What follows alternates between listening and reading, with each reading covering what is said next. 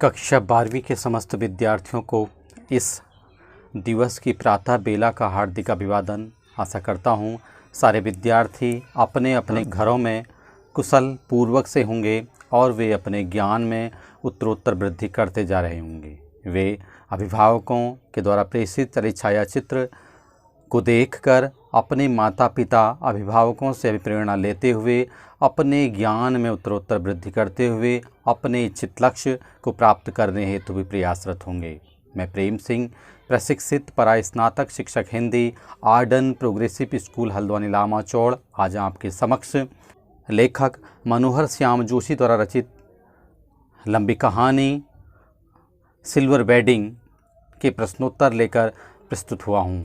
मैं यहाँ पर प्रश्नोत्तरों की लिखित अभिव्यक्ति के माध्यम से आपको इन प्रश्नों के उत्तर लिखने में वह दक्षता प्रदान करना चाहता हूँ, जिससे आप अपने वाक्य विन्यास द्वारा, अपने भाषाई कौशल द्वारा इन प्रश्नों के उत्तर लिखने में समर्थ हो सकें। इससे पूर्व मेरे द्वारा पाठ सारांश, लेखक परिचय एवं वाचन अभिव्यक्ति पर चलित छायाचित्र प्रस्तुत कर दिए गए हैं और सभी विद्यार्थियों ने उन्हें देखकर अवश्य लाभ लिया होगा, ऐसा मेरा मानना है, क्योंकि सारे विद्यार्थी अपने ज्ञान में उत्तरोत्तर वृद्धि करने हेतु सभी चलित छायाचित्रों का लाभ लेते जा रहे हैं। चलते हैं प्रश्न अभ्यास की ओर। प्रश्न नंबर 1, यशोधर बाबू की पत्नी समय के साथ ढल सकने में समर्थ होती है, लेकिन यशोधर बाबू असफल रहते हैं, ऐसा क्यों? आपने इस पाठ को पढ़ा और देखा कि किस प्रकार से यशोधर बाबू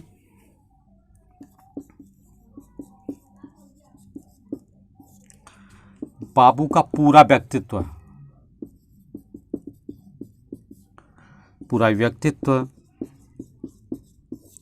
अपने आदर्श किसंदा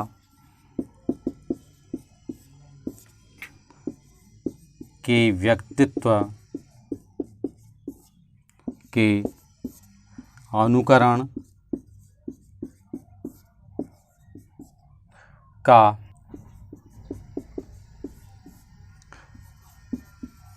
साक्षी है।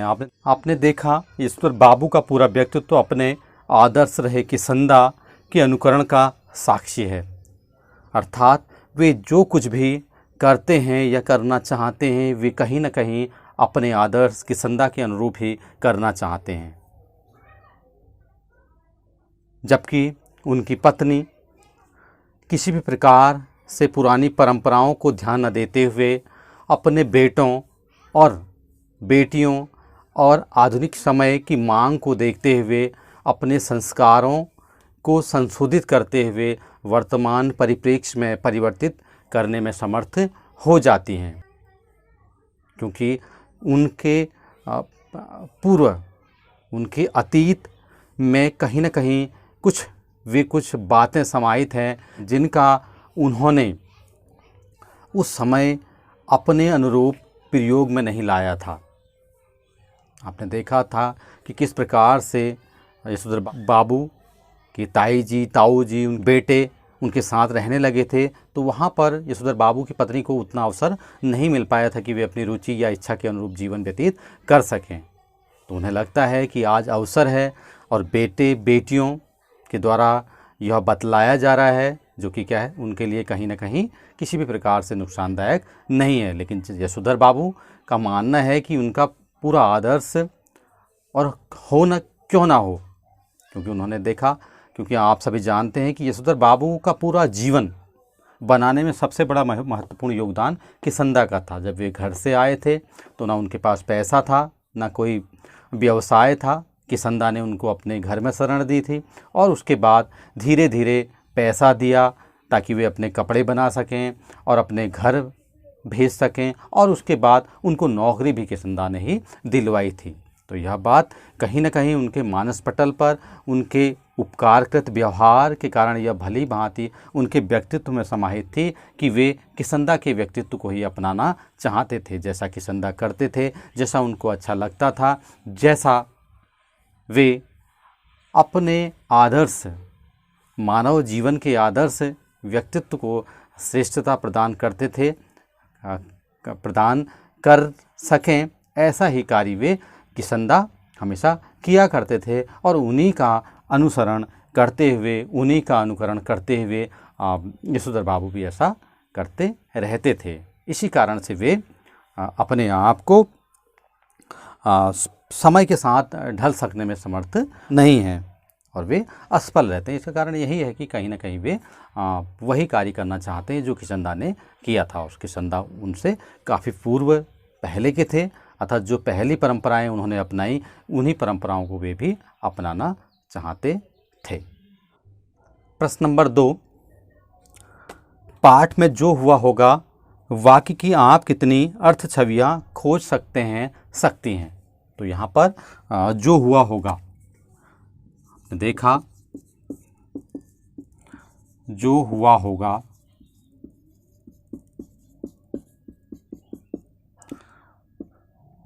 आपने पाठ पढ़ा होगा, ध्यान दिया होगा कि जब किशंदा की मृत्यु, सबसे पहले किशंदा की मृत्यु,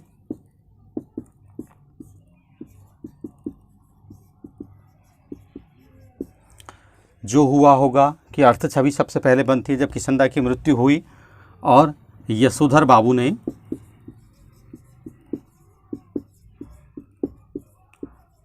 उनके किसी परिचित या बिरादर से पूछा कि किशंदा की मृत्यु किस कारण से हुई। तो उन्होंने बतलाया कि किशंदा की मृत्यु जो हुआ होगा से हुई होगी, अर्थात मुझे कोई भी पता नहीं है कि किस कारण से उनकी मृत्यु हुई थी। तो यहाँ पर यह बात स्पष्ट होती है कि किसी भी रिश्तेदार को यह कभी भी जानने की आवश्यकता नहीं होती है कि उसके अकेले रहने वाले रिश्तेदार की मृत्यु किस कारण से हुई है, जो कि यह सच्चाई प्रकट होती है समाज की। प्रायः लोगों को अपने से मतलब रहता है, अपने परिवार से मतलब रहता है, लेकिन अपने दूर के रिश्तेदार से कोई भी मतलब नहीं रहता है कि उसकी मृत्यु किस कारण से हुई है। दूसरी बात, दूसरी जगह यहाँ पर किशंदा का सोचना कि वृद्धावस्था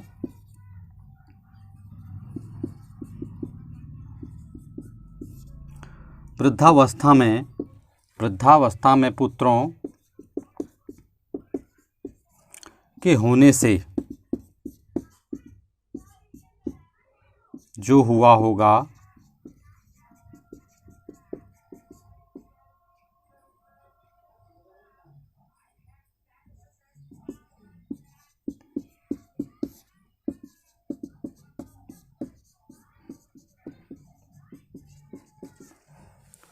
वृद्धावस्था में पुत्रों के होने से जो हुआ होगा का कारण बनने की संभावनाएं खत्म हो जाती हैं। तो उन्होंने जब ऐसा सुना उस बिरादर से दूसरी बार, तब तुरंत उन्होंने विचार किया कि यदि वृद्धावस्था में व्यक्ति के पुत्र पुत्रियां हों या पुत्र हों तो वे कहीं ना कहीं उनकी देखरेख करते हैं और उनकी व्यक्ति की मृत्यु का कारण कहीं ना कहीं स्पष्ट हो जाता है कि मृत्यु किस कारण से हुई होगी। दूसरी अर्थ छवि।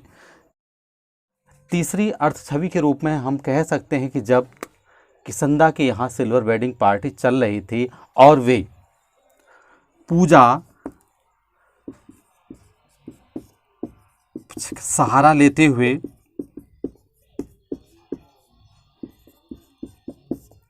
अपनी आराधना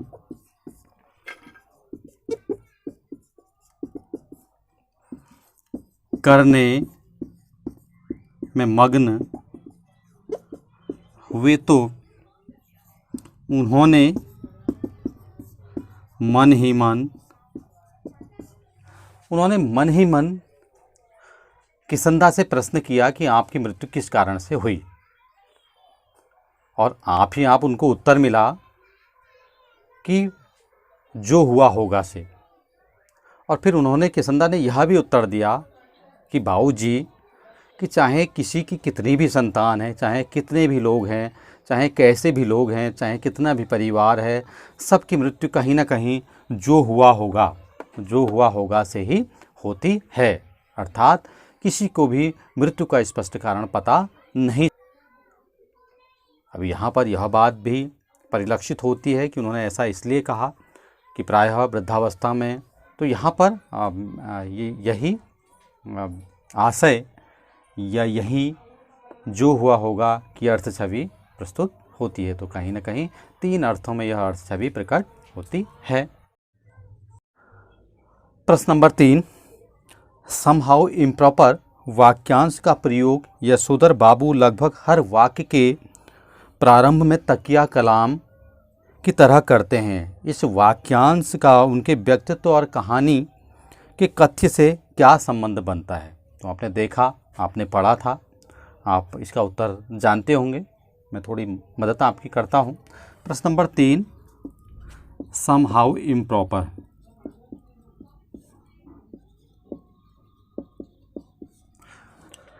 समहाउ इम्प्रॉपर वाक्यांश का प्रयोग यशोधर बाबू ने अनेक जगहों पर किया है, जिनमें सर्वप्रथम पहली बार अपने ऑफिस में,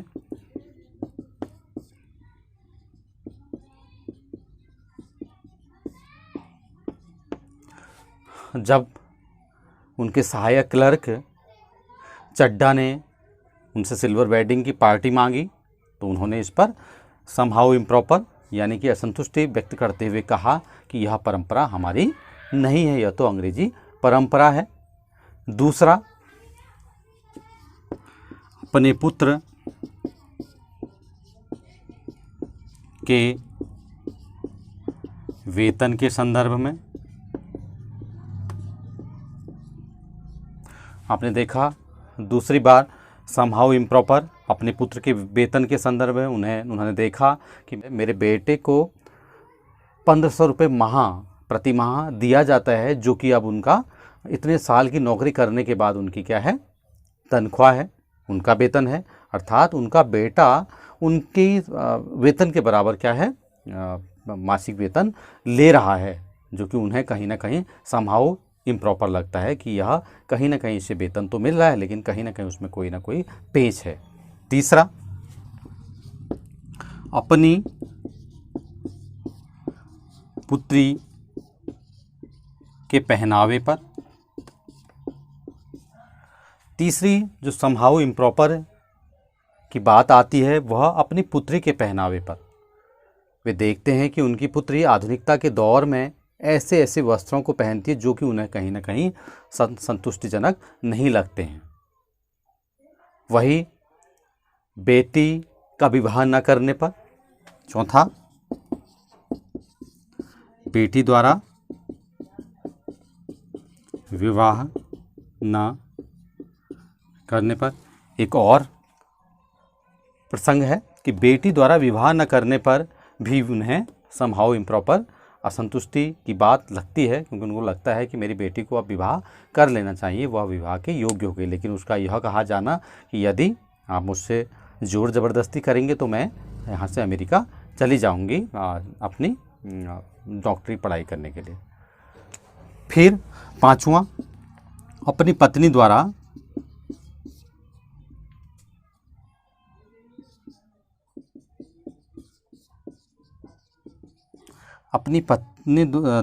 पत्नी द्वारा आधुनिक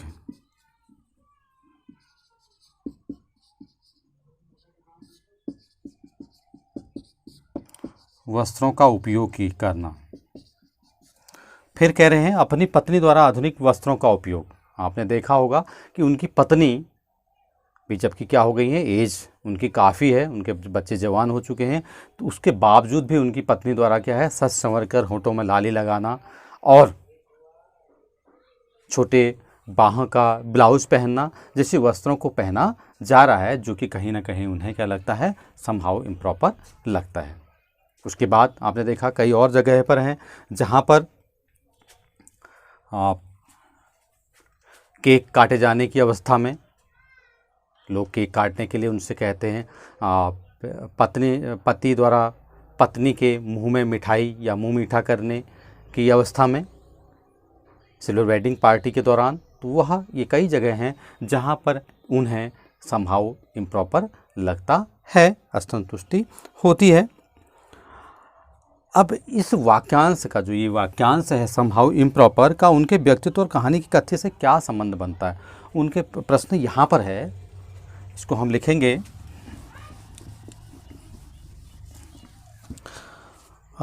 इस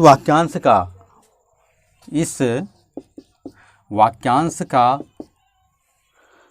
उनके व्यक्तित्व और कहानी, व्यक्तित्व व कहानी के कथ्य से यह संबंध बनता है कि वे पुराने परंपराओं और आदर्शों पर चलने वाले व्यक्ति हैं। उन्हें आधुनिकता के दौर में, उन्हें आधुनिकता का अनुसरण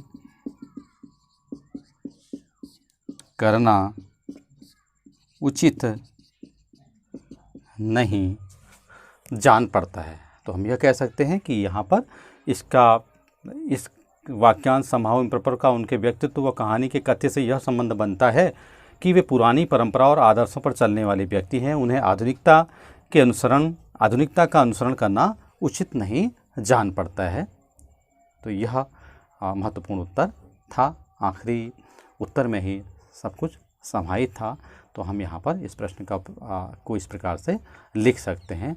चलते हैं अगले प्रश्न की ओर। प्रश्न नंबर 4, यशोधर बाबू की कहानी को दिशा देने में किशंदा की महत्वपूर्ण भूमिका रही है। आपके जीवन की दिशा देने में किसका महत्वपूर्ण योगदान रहा और कैसे? तो आपने देखा कि यह प्रश्न किस प्रकार से कितना महत्वपूर्ण है। पूछा गया है कि यशोधर बाबू के जीवन को दिशा, यशोधर बाबू के जीवन को दिशा देने में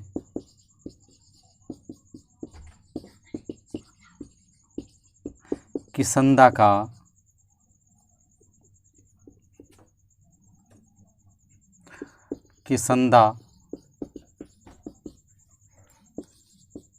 का महत्वपूर्ण योगदान रहा। आपने देखा कि किस प्रकार से किशंदा ने यशोधर बाबू को पनाह दी, अपने घर में आश्रय दिया, पैसे दिए और अंत में उनकी नौकरी तक उन्होंने ही लगवाई। इस प्रकार से पूरा जीवन उन्हीं की कृतज्ञता, उनके उपकारों से उनका पूरा जीवन बदल गया। एक सामान्य रसोइया के रूप में वे प्रारंभ में आए थे, बाद में एक प्रतिष्ठित क्लर्क के पद पर सेवारत हुए। इस प्रकार से प्रायः देखा गया है, यहाँ लेखक ने पूछा है कि आपके जीवन को दिशा देने में किसका महत्वपूर्ण योगदान रहा। तो इसी प्रकार से प्रत्येक व्यक्ति के जीवन को दिशा देने में किसी न किसी व्यक्ति का महत्वपूर्ण योगदान रहता है। आपने देखा होगा, कोई किसी को अभिप्रेरणा देता है, कोई किसी को धनाभाव की कमी को दूर करते हुए उसे धन दे करके उसके जीवन की दिशा को बदलता है। अनेक प्रकार से, कहीं हमारे रिश्तेदार, कहीं सगे संबंधी, कहीं हमारे मित्र किसी न किसी प्रकार से हमारे जीवन की दिशा को बदल देते हैं। मेरे साथ भी यही था। मेरे मित्रों ने मेरे जीवन की दिशा को बदलने में मेरा महत्वपूर्ण योगदान दिया। मुझे उन्होंने सही शिक्षा, सहयोग से विद्यार्जन करने की सलाह दी और आत्मनिर्भर बनने में एक महत्वपूर्ण सहयोग प्रदान किया। मैं आज सदैव उनका भी ऋणी हूँ। तो इसी प्रकार से आप लोगों के समक्ष भी आपकी दिशा देने में कोई ना कोई महत्वपूर्ण योगदान रहा होगा और आगे भी रहेगा। तो आप अपनी राय के अनुसार इस प्रश्न का उत्तर अपने ओर से दे सकते हैं कि मेरे माता पिता, मेरे भाई बहन, मेरी दीदी, मेरे रिश्तेदार, मेरे गुरु। लेकिन ध्यान रखना है कि महत्वपूर्ण किसी एक का होता है, सबका नहीं। चलते हैं अगले प्रश्न की ओर। प्रश्न नंबर 5, वर्तमान समय में परिवार की संरचना स्वरूप से जुड़े आपके अनुभव इस कहानी में कहाँ तक सामंजस्य बिठा पाते हैं? आपने देखा प्रायः इस कहानी में एक संयुक्त परिवार की बात की गई है। संयुक्त परिवार की बात कही गई है और आपने देखा होगा कि प्रायः पुराने समय में एक संयुक्त परिवार हुआ करते थे, जिसमें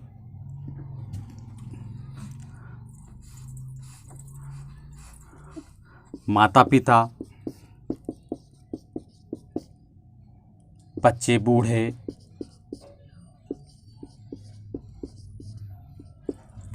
और घर के बुजुर्ग, अन्य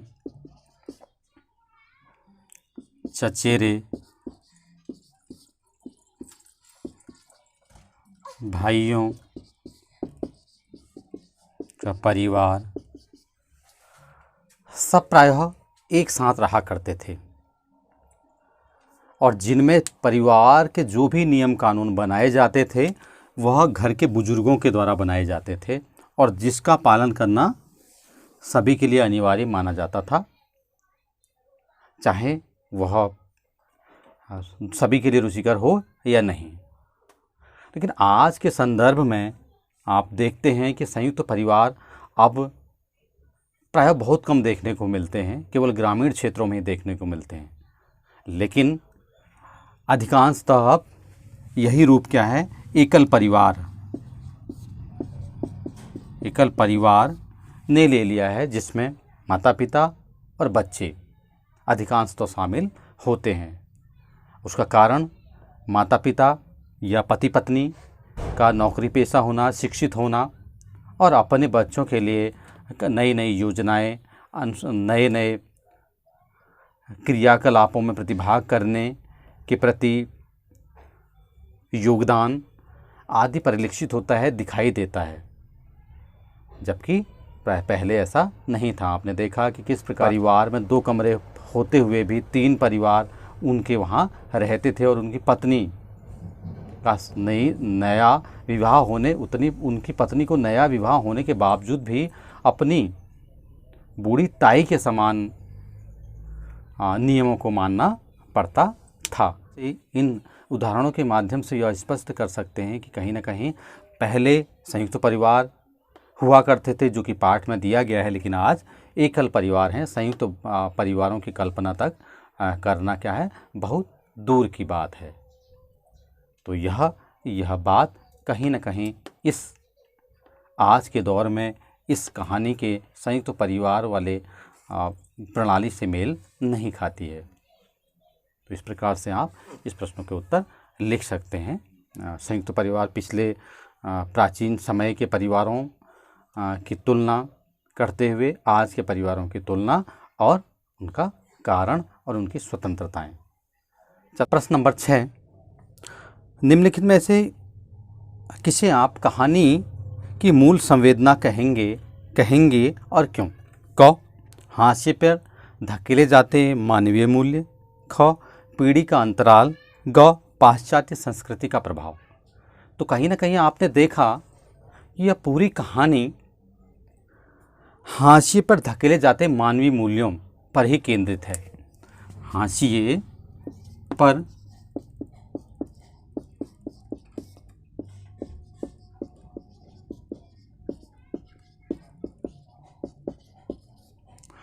जाते मानवीय मूल्यों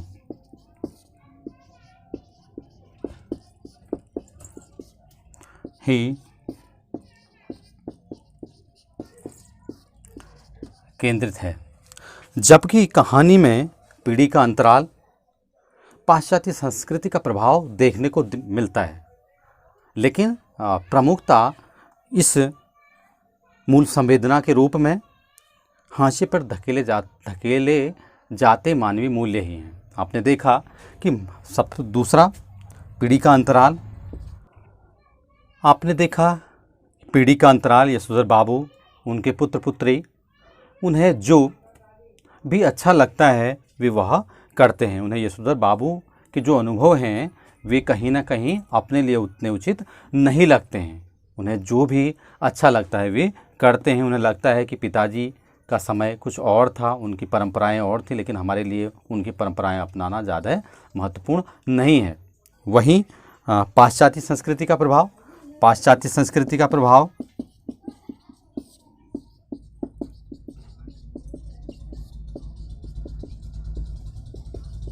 इस कहानी में पाश्चात्य संस्कृति का प्रभाव आपने देखा होगा किस प्रकार से यशोधर बाबू जब अपने ऑफिस में थे तो उनके क्लर्क चड्ढा ने उनसे कहा कि सिल्वर वेडिंग की पार्टी करवाइए। तो उन्होंने क्या किया, उन्होंने बताया कि अंग्रेजी लोगों की परंपरा है। तो वहाँ पर और फिर आपने देखा होगा किस प्रकार से उनकी पुत्री द्वारा पाश्चात्य संस्कृति के वस्त्रों का पहनना, वहीं उनकी पत्नी द्वारा फिर पाश्चात्य संस्कृति का अनुसरण करते हुए लाली लगाना, ऊंची बाहाँ का ब्लाउज पहना जाना, ये सब पाश्चात्य संस्कृति का प्रभाव। लेकिन कहीं ना कहीं हाशिए पर धकेले जाते मानवीय मूल्यों को मूल संवेदना के रूप में हम अभिव्यक्त कह सकते हैं। आपने देखा होगा कि यहाँ पर जनार्दन, यशोधर बाबू के जीजा जनार्दन का स्वास्थ्य खराब होने या बहन के घर जाने के लिए भी उनको अपने पुत्र पुत्रियों या पत्नी का सहयोग नहीं मिलता है, जो कि मानवीय मूल्यों को धकेले जाने का प्रतीक है। दूसरा वहीं पत्नी बार बार पति का यह कहना कि आपको ऐसे वस्त्र नहीं पहनना चाहिए और वे पत्नी द्वारा उन्हीं वस्त्रों का पहना जाना, यह भी क्या है, मानवीय मूल्यों को धकेले जाने का उदाहरण है, जो कि एक पत्नी के द्वारा मान्य, धर्म के अनुरूप मान्य नहीं है। और कहीं न कहीं परिवार के पुत्र पुत्रियों द्वारा अपने परिवार के लोगों की उपेक्षा किया जाना, यह भी क्या है, मानवीय मूल्यों को धकेला जाना है। तो इन बिंदुओं के आधार पर हम कह सकते हैं कि वास्तव में इस कहानी की मूल संवेदना हाशिए पर धकेले जाते मानवीय मूल्य ही हैं। प्रश्न नंबर 7, अपने घर और विद्यालय के आसपास हो रहे उन बदलावों के बारे में लिखें जो सुविधाजनक और आधुनिक होते हुए भी बुजुर्गों को अच्छे नहीं लगते। अच्छा न लगने के क्या कारण होंगे? प्रायः आपने देखा होगा कि आपके घर और विद्यालय के आसपास, आपके घर व विद्यालय, आपके घर के पास आपने देखा कि अनेक प्रकार से क्या हो रहा है, आपके घर के पास जो भी अन्य घर हैं वह आधुनिकता के दौर में क्या है, नित्य नवीन संरचना के अनुकूल वह बनाए जा रहे हैं। उनमें बार बार नवीन संशोधन किया जाता रहा है। आपने देखा होगा प्रायः परिवार में 2 लोग ही हैं, लेकिन परिवार में आज उनके पास इतने कमरे हैं कि जहाँ पर 6 लोग या 8 लोग आसानी से रह सकते हैं। पेड़ हैं, पौधे हैं, वो सब काट के क्या बनाए जा रहे हैं, घर बनाए जा रहे हैं, दुकानें बनाई जा रही हैं, जो कि क्या है, बुजुर्गों को स्वीकार नहीं है। वहीं विद्यालय के पास आपने प्रायः देखा होगा कि कहीं न कहीं विद्यालय के पास भवन निर्माण किया जा रहा है। अनेक मार्केट या बाज़ार निर्मित किए जा रहे हैं, जो कि कहीं न कहीं टैक्सी स्टैंड, बस स्टैंड, ये सब क्या है, कहीं न कहीं विद्यालय के आसपास ही इनको स्थान दिया जा रहा है। और ये क्या कर रहे हैं, इस विद्यालय के जो प्राकृतिक वातावरण को क्या कर रहे हैं, कहीं न कहीं अव्यवस्थित करने का कार्य कर रहे हैं, जो कि गैस चूल्हों का अधिकाधिक यूज करना, फ्रिज आदि का अधिकाधिक यूज करना, यह सब क्या है, कहीं ना कहीं बुज़ुर्गों के लिए क्या है, अनुपयोगी लगता है, बुज़ुर्गों को अनुपयोगी लगता है और वे इससे कहीं कहीं संतुष्ट नहीं रहते हैं। वे चाहते हैं कि जिस प्रकार से प्राकृतिक परिवेश में वे पहले रहा करते थे वैसे ही वे आज भी रहें और अपने जीवन को स्वस्थ व सुखमय बना सकें। प्रश्न नंबर 8, यशोधर बाबू के बारे में आपकी क्या धारणा बनती है? दिए गए 3 कथनों में से आप किसके समर्थन में हैं? अपने अनुभवों और सोच के आधार पर उसके लिए तर्क दीजिए। क, यशोधर बाबू के विचार पूरी तरह से पुराने हैं और वे सहानुभूति के पात्र नहीं हैं। ख, यशोधर बाबू में एक तरह का द्वंद्व है जिसके कारण नया उन्हें कभी कभी खींचता तो है पर पुराना छोड़ता नहीं, इसलिए उन्हें सहानुभूति के साथ देखने की जरूरत है। ग, यशोधर बाबू एक आदर्श व्यक्तित्व हैं और नई पीढ़ी द्वारा उनके विचारों को अपनाना ही उचित है। तो मैं जो यहाँ पर दिया गया विकल्प ख है कि यशोधर बाबू में एक तरह का द्वंद्व है, यशोधर बाबू में एक तरह का द्वंद्व है,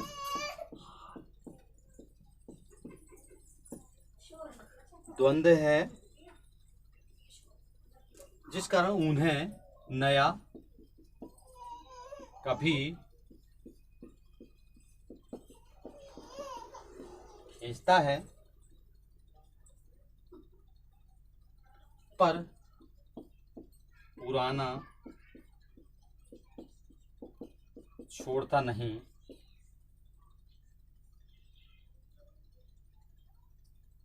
उन्हें सहानुभूति के साथ देखने की जरूरत है।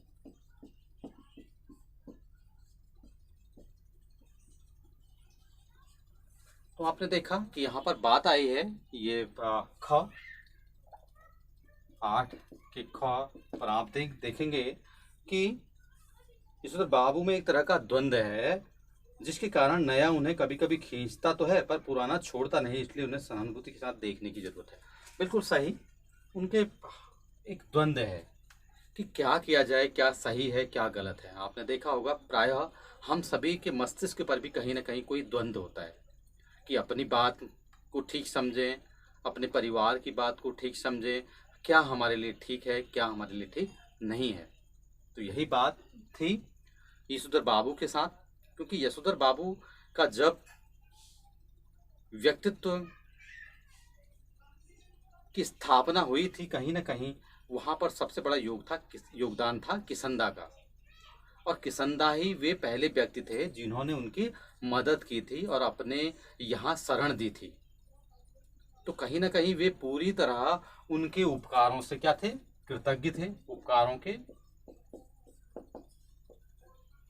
कृतज्ञ थे।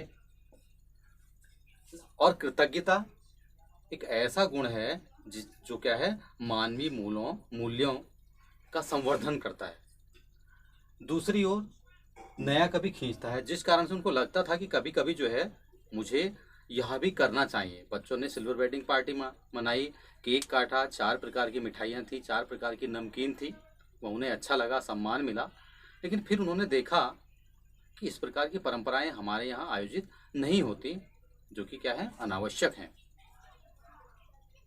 तो उन्हें सहानुभूति के साथ देखने की जरूरत है, क्योंकि यदि ऐसे व्यक्तित्व को या ऐसे व्यक्ति को सहानुभूति नहीं दी जाएगी तो वे कहीं ना कहीं उनके ये द्वंद्वात्मकता की स्थिति उनकी बढ़ती रहेगी और उनके मस्तिष्क में एक असंतुलन बन जाएगा और वे पूरी तरह जीवन के सुखों को नहीं भोग कर पाएंगे। और इस द्वंद्व को मिटाने में केवल अपनी सहानुभूति के साथ उनके परिवार के लोग ही उन्हें संभाल सकते हैं, जो कि प्रायः यशोधर बाबू के साथ देखने को नहीं मिलता। उनके पुत्र भी कहते हैं कि मेरा वेतन है, मैं टेलीविज़न लाया हूँ, ये मेरा टेलीविज़न है, या नौकर रख लो, उसकी तनख्वाह मैं दे दूँगा।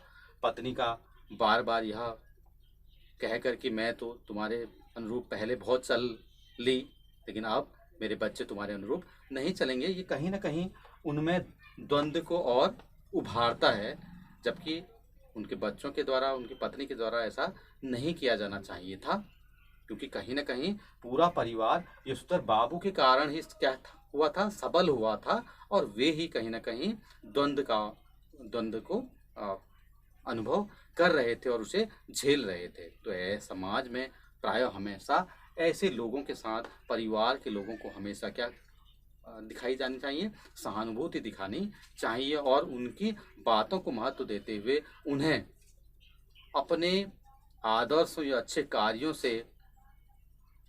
कार्यों को कर अपनी ओर आकर्षित करना चाहिए, न कि उनकी बातों की अवहेलना करके। तो मैं आशा करता हूँ कि ये विद्यार्थी आप सभी इस प्रश्न को भलीभांति समझ चुके होंगे। इस प्रश्न के उत्तर में कई मानवीय मूल्य समाहित हैं, जो हमारे बुजुर्ग, हमारे माता पिता एवं हमसे बड़ों को जीवन जीने के प्रति आकर्षित और उनमें रुचि लय पैदा करने में समर्थ होते हैं। इसी आशा में मैं आशा करता हूं कि सारे विद्यार्थी मेरे द्वारा इन प्रश्नों की लिखित अभिव्यक्ति का उपयोग करते हुए अपने वाक्य विन्यास एवं भाषाई कौशल के द्वारा इन प्रश्नों के उत्तर लिखने में दक्ष हो चुके होंगे, और वे इसी वाक्य विन्यास और भाषाई कौशल का उपयोग करते हुए परीक्षा में प्रश्नों के उत्तर लिख करके अपने इस प्रश्नोत्तर अभिव्यक्ति को सकारात्मकता प्रदान करेंगे। साथ ही वे इन प्रश्नों के उत्तर में समाहित मूल्यों को भी अपने जीवन में उतारने का प्रयास करेंगे, जिनसे उनका और उनके परिवार का जीवन सुखमय बन सके। इसी के साथ आप सभी को धन्यवाद।